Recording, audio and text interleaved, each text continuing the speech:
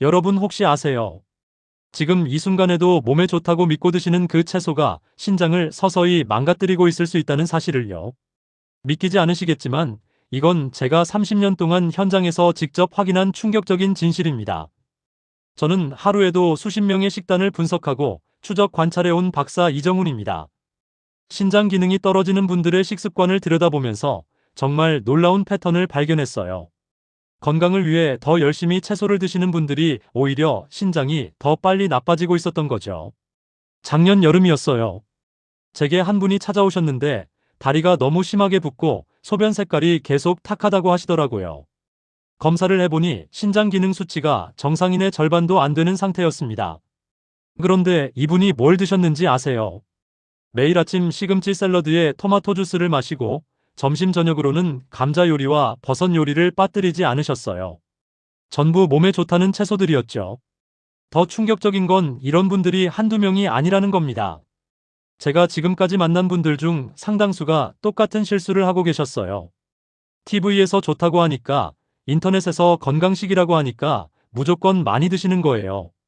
그런데 신장이 약한 상태에서는 그 좋다는 채소가 독이 될 수 있습니다. 제가 왜 이렇게 확신을 가지고 말씀드리냐면요. 30년 동안 이 분야만 파고들었기 때문입니다.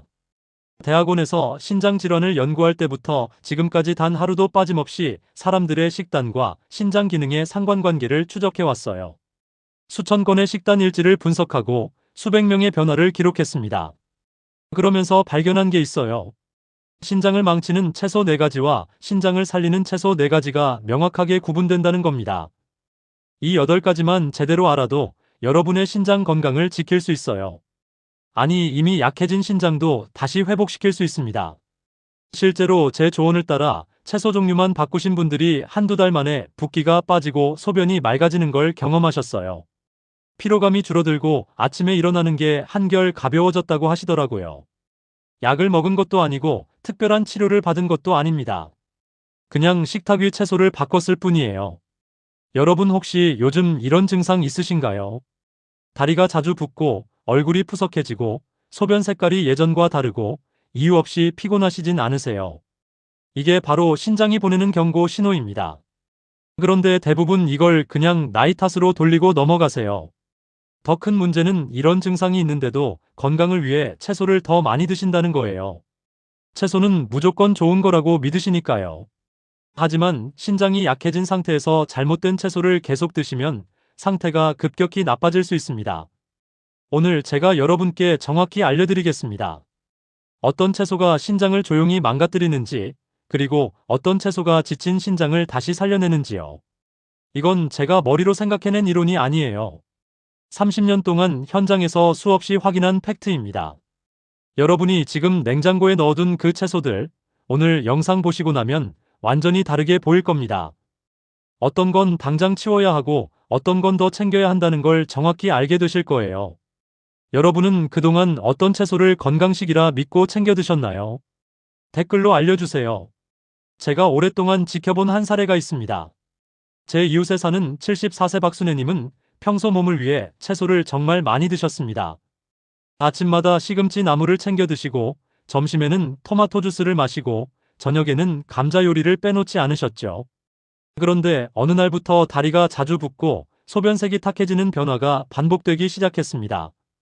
이상하다고 느끼셨지만 가족들도 모두 채소를 많이 드시니 걱정 없다고 생각했습니다. 그런데 생활을 자세히 들여다보니 문제의 원인이 바로 채소 종류였습니다. 특히 혈압을 위해 생채소 샐러드를 즐겨 드셨는데 이 중 몇 가지 채소가 신장에 부담을 주고 있었던 겁니다. 채소를 줄이지 않아도 됩니다. 단지 종류와 조리 방법을 바꾸었을 뿐인데 한 달 만에 붓기가 줄고 힘이 덜 빠진다고 하셨습니다. 이 이야기를 끝까지 들어야 전체 흐름을 알 수 있습니다. 오늘 이 영상에서 말씀드릴 내용은 여러분의 신장 관리 방식을 완전히 바꿀 수 있는 중요한 지혜입니다. 끝까지 보지 않으시면 가장 중요한 실천법을 놓치게 됩니다. 혹시 아직 구독과 좋아요를 누르지 않으셨다면 지금 바로 눌러주세요. 이 채널은 여러분의 건강한 노년을 응원합니다. 끝까지 보시면 왜 지금 밥상 위 채소를 다시 점검해야 하는지 정확히 알게 되실 겁니다. 여러분의 식습관을 바꾸는 작은 실천만으로도 충분히 일어날 수 있는 일이죠. 그래서 이제는 우리 일상에서 신장 건강과 직접 연결되는 채소들을 하나씩 짚어보겠습니다. 먼저 시금치 이야기부터 시작해 볼까요? 시금치는 영양이 풍부한 채소로 알려져 있지만 사실 칼륨과 옥살산 함량이 상당히 높습니다. 신장이 약한 분들에게는 이 두 성분이 큰 과부하가 될 수 있어요. 한국영양정보센터 조사를 보면 시금치의 칼륨 함량이 채소류 중에서도 매우 높은 편으로 분류됩니다. 신장이 정상이라면 칼륨을 잘 배출하지만 기능이 떨어진 상태에서는 칼륨이 몸에 쌓이면서 심장 박동에까지 영향을 줄 수 있습니다. 제가 만난 68세 박영수님은 건강을 위해 시금치 나물을 매일 드셨는데요. 점점 붓기가 심해지고 피로가 늘어났습니다. 알고 보니 시금치를 생으로 갈아 마시기까지 하셨더라고요. 생으로 갈면 칼륨이 농축되어 더 위험할 수 있습니다. 그래서 이렇게 해보시면 도움이 됩니다. 시금치를 드시려면 반드시 끓는 물에 데치고 그 물은 완전히 버린 뒤 소량만 섭취하세요. 데치는 과정에서 칼륨이 물에 빠져나가거든요. 여기서 주의할 점은 생으로 갈아 마시는 방식은 절대 피하셔야 한다는 겁니다. 여러분은 시금치를 어떻게 드시고 계신가요? 혹시 생으로 드시는 분 계신가요? 이제 감자 이야기를 해볼까요? 감자도 칼륨이 상당히 높은 채소입니다. 특히 조리할수록 칼륨이 농축되는 특징이 있어요. 국내 식품 성분 자료를 보면 감자와 고구마의 칼륨 수치가 뿌리 채소 중 최상위로 확인됩니다. 72세 김상권님은 감자를 자주 드셨는데 어느 날부터 다리 붓기가 심해지기 시작했습니다. 신장 기능 검사를 받아보니 수치가 좋지 않았고 감자 섭취량을 줄이자 증상이 점차 완화되었습니다. 감자를 완전히 끊을 필요는 없습니다. 다만 이렇게 해보세요. 감자를 얇게 썰어서 찬물에 최소 30분 이상 담가두세요. 중간에 물을 한두 번 갈아주시면 더 좋습니다. 이 과정에서 칼륨이 물로 빠져나갑니다. 그리고 나서 조리하시면 부담을 많이 줄일 수 있어요. 여기서 조심하셔야 할 게 있습니다. 감자튀김이나 감자전처럼 기름에 튀기거나 부치는 요리는 기름과 염분 부담까지 겹쳐서 신장을 더 지치게 만듭니다. 감자를 자주 드시는 편이신가요? 다음은 토마토입니다. 토마토는 건강식품으로 정말 유명하죠. 그런데 토마토는 대표적인 고칼륨 채소입니다. 특히 주스로 갈면 한 컵에 칼륨이 엄청나게 농축됩니다. 한국영양학회 자료를 보면 토마토 주스의 칼륨 농도는 생토마토를 그냥 먹는 것보다 훨씬 높게 나타납니다. 주스 한 잔이 토마토 서너 개를 한꺼번에 먹는 것과 비슷하거든요. 75세 이문철님은 아침마다 토마토 주스를 한 컵씩 마셨습니다. 건강에 좋다고 들어서요. 그런데 손저림이 생기고 피로가 계속되더래요. 나중에 알고 보니 칼륨 수치가 높아진 상태였습니다. 토마토 주스를 끊고 나서야 증상이 안정되었습니다. 토마토를 드시려면 이렇게 하세요. 통으로 한 개 정도만 드시고 과다 섭취는 피하시는 게 좋습니다. 주스 형태는 정말 조심하셔야 합니다. 농축된 칼륨이 신장에 직접적인 부담을 주거든요. 토마토를 주스로 드시는 편이신가요? 마지막으로 버섯류입니다.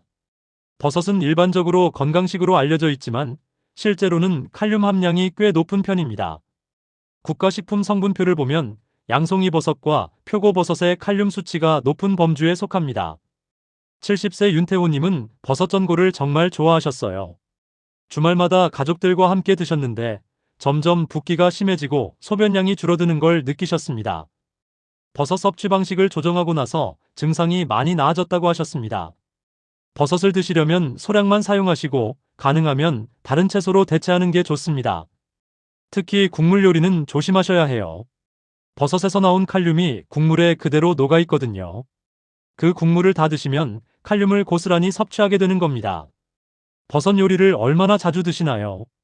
지금까지 신장을 지치게 하는 4가지 채소를 말씀드렸습니다. 이제 반대로 지친 신장을 다시 숨쉬게 해주는 채소들로 이어서 설명드리겠습니다.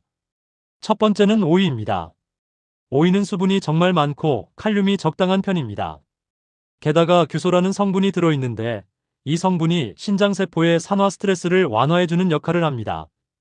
오이를 드실 때 한 가지만 조심하세요. 피클처럼 절여진 형태는 나트륨이 높아서 오히려 신장에 부담을 줍니다. 오이는 껍질째 깨끗하게 씻어서 생으로 하루에 1개 정도 드시면 됩니다. 간단하게 소금 살짝만 뿌려서 드셔도 좋고 샐러드에 넣어 드셔도 좋습니다. 오이를 어떤 방식으로 드시고 계신가요? 혹시 피클로 드시는 분은 없으시죠? 두 번째는 양배추입니다. 양배추에는 해독 성분이 풍부합니다. 이 성분이 혈액 속 노폐물을 줄여주면서 신장의 부담을 덜어주거든요. 특히 신장이 걸러내야 하는 독소를 미리 중화시켜주는 효과가 있습니다.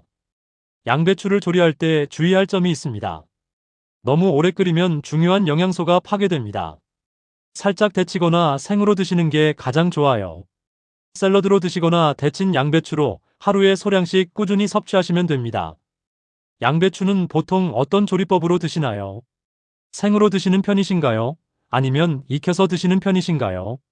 세 번째는 당근입니다. 당근에는 베타카로틴이라는 강력한 항산화 성분이 들어있습니다. 이 성분이 신장이 받는 산화 손상을 줄이는데 정말 도움이 됩니다.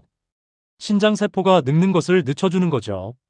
당근을 드실 때는 이렇게 하시면 좋습니다. 생으로 갈아 마시는 것보다 살짝 익혀서 기름과 함께 먹는 게 흡수가 훨씬 좋습니다. 베타카로틴은 지용성이라서 기름과 만나야 몸에 잘 흡수되거든요. 중간 크기 당근 1개를 찌거나 데쳐서 올리브유 살짝 두른 채로 드시면 딱 좋습니다. 당근을 생으로 드시는지 익혀 드시는지 궁금합니다. 어떤 방식이 더 편하신가요? 네 번째는 무입니다. 무는 소화 효소와 항염 성분이 정말 풍부합니다. 이 성분들이 신장의 열과 붓기를 완화시켜주는 역할을 합니다. 특히 염증 반응을 줄여주면서 신장이 제 기능을 회복하는 데 도움을 줍니다. 무를 드실 때 한 가지 팁을 드리자면 껍질을 제거하지 마세요. 껍질에 영양이 많이 들어 있습니다. 깨끗하게 씻어서 껍질째 드시면 됩니다. 생채로 무쳐 드셔도 좋고 무조림이나 무국으로 하루에 적당히 활용하시면 됩니다. 무를 어떤 방식으로 가장 자주 드시나요? 생채로 드시는 편이신가요? 아니면 국이나 조림으로 드시나요? 지금까지 4가지 채소를 말씀드렸는데요. 이 4가지는 신장에 부담을 주지 않으면서 오히려 회복을 돕는 착한 채소들입니다. 오이, 양배추, 당근, 무. 이 4가지만 잘 챙겨 드셔도 신장 건강에 큰 도움이 됩니다. 여기서 한 가지 더 말씀드리고 싶은 게 있습니다. 채소를 고를 때 색깔도 중요합니다. 초록색, 주황색, 흰색처럼 다양한 색깔의 채소를 골고루 드시면 항산화 성분을 다양하게 섭취할 수 있습니다. 한 가지 색만 집중해서 드시는 것보다 여러 색을 섞어 드시는 게 신장에도 좋고 전체 건강에도 좋습니다. 그리고 조리 방식도 정말 중요합니다. 같은 채소라도 어떻게 조리하느냐에 따라 신장에 주는 영향이 완전히 달라집니다. 되도록 간단하게 조리하세요. 찌거나 데치거나 생으로 드시는 게 가장 안전합니다. 튀기거나 오래 끓이면 영양소도 파괴되고 염분과 기름 부담까지 늘어납니다. 마지막으로 한 가지만 더 강조하고 싶습니다. 채소를 드실 때 양도 중요합니다. 아무리 좋은 채소라도 과하면 독이 될 수 있어요. 적당한 양을 꾸준히 드시는 게 가장 좋습니다. 하루에 오이 1개, 양배추 1접시, 당근 1개, 무 반 개 정도면 충분합니다. 이제 오늘 이야기를 전체적으로 정리하면서 마무리로 이어가겠습니다. 오늘 이야기의 핵심은 정말 단순합니다. 채소는 몸에 좋다는 상식이 있지만 신장이 약해진 분들에게는 채소가 약이 되기도 하고 독이 되기도 한다는 점입니다. 시금치와 감자, 토마토, 버섯처럼 칼륨과 특정 성분이 높은 채소는 신장을 조용히 지치게 만들 수 있습니다. 특히 생으로 갈아 마시거나 국물 요리로 드시면 칼륨이 농축되어 더 위험합니다. 이런 채소들을 매일 드셨다면 지금부터라도 줄여보세요. 반대로 오이, 양배추, 당근, 무처럼 항산화와 해독 작용이 강하고 칼륨이 적절한 채소는 신장을 다시 숨쉬게 도와줄 수 있습니다. 이 4가지 채소는 신장에 부담을 주지 않으면서 회복을 돕는 착한 채소들입니다. 잘못 관리하면 어떻게 될까요? 붓기가 심해지고 피로가 쌓이고 소변색이 탁해지면서 신장 기능이 빠르게 떨어질 수 있습니다. 심하면 투석까지 가는 경우도 있습니다. 신장은 한번 나빠지면 되돌리기 정말 어렵거든요. 하지만 오늘 말씀드린 4가지 채소를 줄이고 4가지 채소를 늘리는 것만으로도 몸이 가벼워지고 붓기가 완화되는 경험을 하시는 분들이 많습니다. 실제로 제가 만난 분들 중에서도 한 달 만에 변화를 느끼신 경우가 정말 많았습니다. 오늘 당장 실천할 수 있는 한 가지를 말씀드리겠습니다.